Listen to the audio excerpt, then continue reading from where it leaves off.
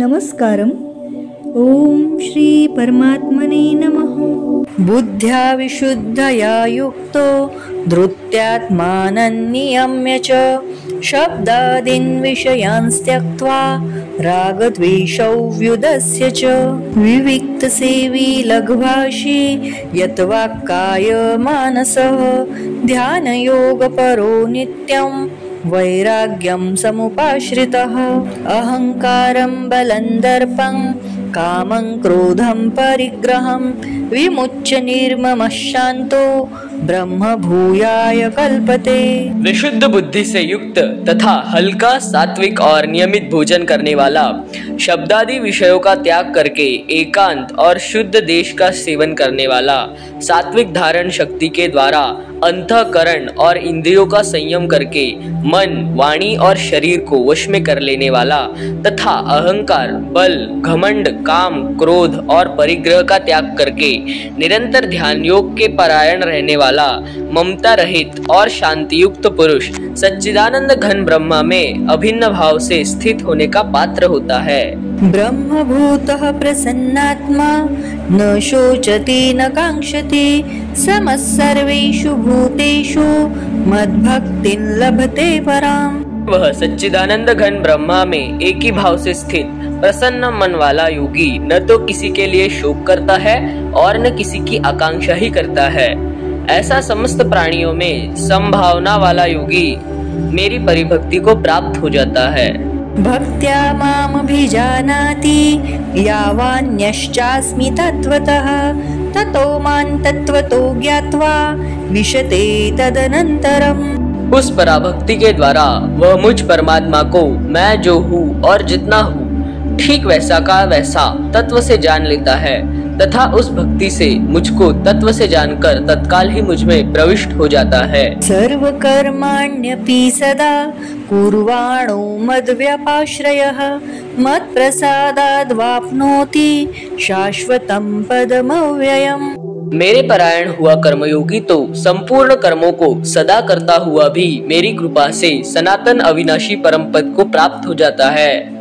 चेतसा सर्वकर्माणि मयि सन्न्यस्य मत्परः बुद्धियोगमुपाश्रित्य मच्चित्तः सततं भव।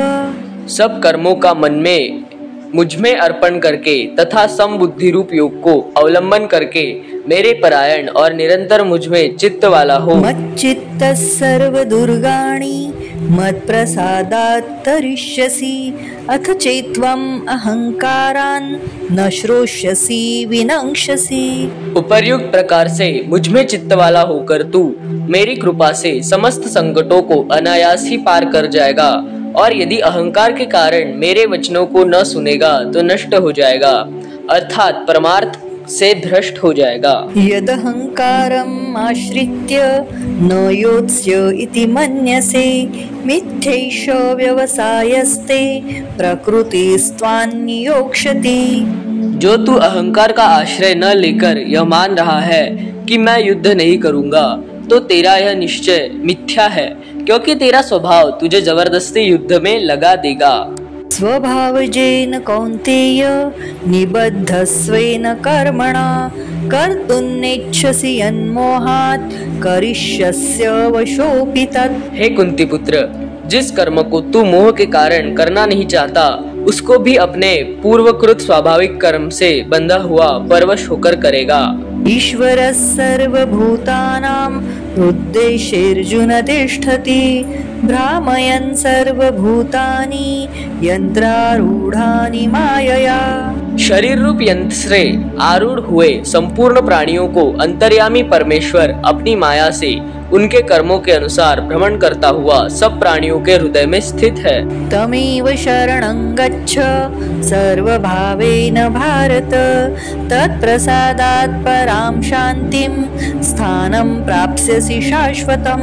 हे भारत, तू सब प्रकार से उस परमेश्वर की शरण में जा उस परमात्मा की कृपा से ही तू परम शांति को तथा सनातन परम धाम को प्राप्त होगा। इति ते ज्ञानमाख्यातं गुह्याद् गुह्यतरं मया विमृशैतदशेषेण यथेच्छसि तथा कुरु। इस प्रकार यह गोपनीय से भी अति गोपनीय ज्ञान मैंने तुझसे कह दिया।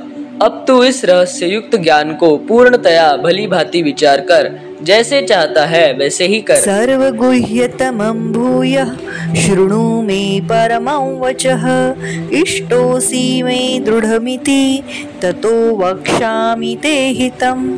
संपूर्ण गोपनीय से अति गोपनीय मेरे परम रहस्य युक्त वचन को तू फिर भी सुन।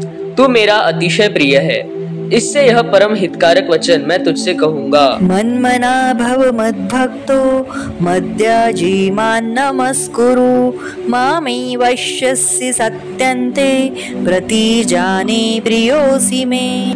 हे अर्जुन, तू मुझ में मन वाला हो, मेरा भक्त बन, मेरा पूजा करने वाला हो और मुझको प्रणाम कर। ऐसा करने से तू मुझे ही प्राप्त होगा, यह मैं तुझसे सत्य प्रतिज्ञा करता हूँ, क्योंकि तू मेरा अत्यंत प्रिय है।